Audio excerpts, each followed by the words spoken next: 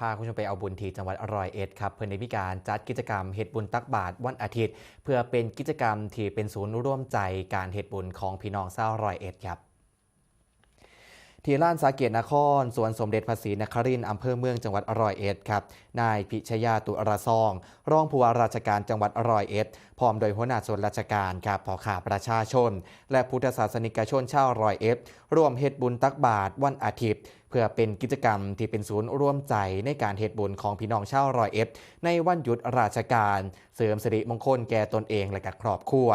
โดยมีวัตถุประสงค์ครับเพื่อส่งเสริมให้พุทธศาสนิกชนชาวร้อยเอ็ดได้รับการพัฒนาจิตใจมีคุณธรรมจริยธรรมสอดคล้องกับตามหลักตามค่านิยม11ประการของชาวร้อยเอ็ดตลอดจนให้พุทธศาสนิกชนของทุกๆคนได้มีโอกาสเฮ็ดบุญตักบาตรในช่วงของวันหยุดซึ่งว่างเว้นนะครับ